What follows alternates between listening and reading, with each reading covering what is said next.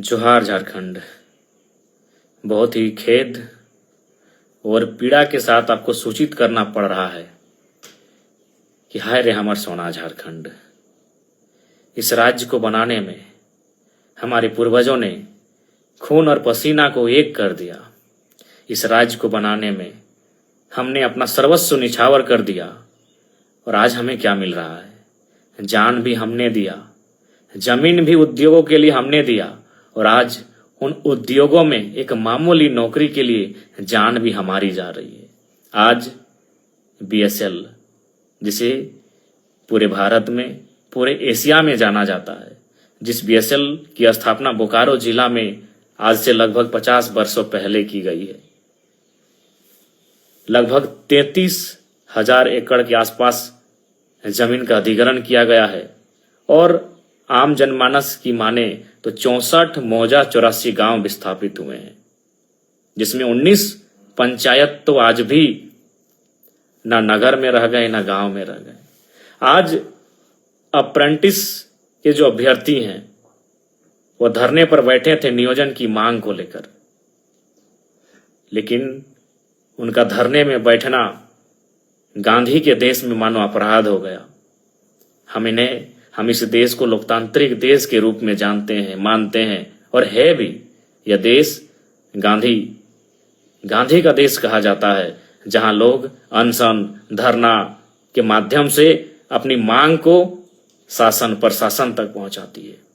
लेकिन आज बहुत ही दुर्भाग्य की बात है, बहुत ही दुख की बात है कि अप्रेंटिस के अभ्यर्थी जो धरने पर बैठे थे, जिनके बाप दादाओं ने बीएसएल को स्थापित करने में अपनी जमीन देने का काम किया है, आज सीआईएसएफ के लाठी चार्ज में शहीद हो गए। इसे शहीद ही कहेंगे, मौत नहीं शहीद कहेंगे, कि जमीन देकर बीएसएल बनाया और आज वहां नौकरी एक मामूली ही तो नौकरी होगी, 3rd ग्रेड या 4th ग्रेड की ही नौकरी होगी।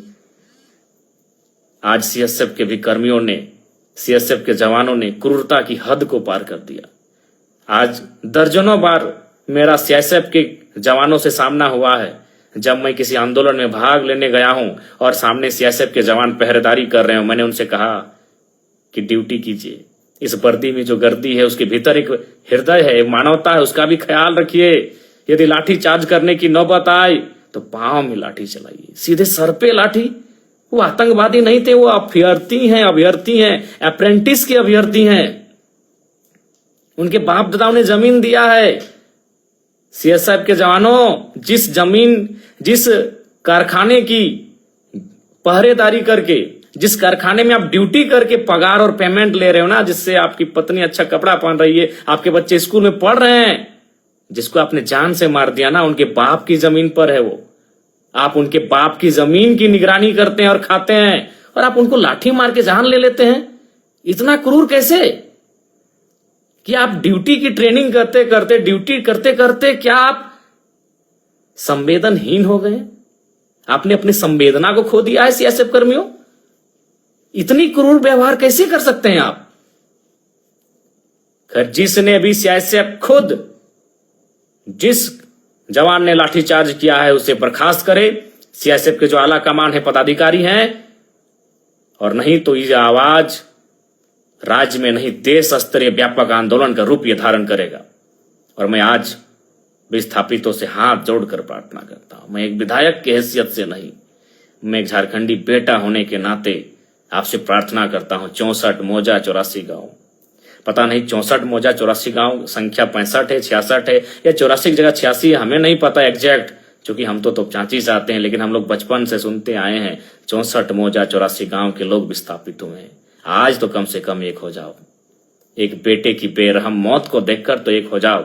64 मौजा 84 गांव बीएसएल के तमाम विस्थापित, आज तो एक हो जाओ।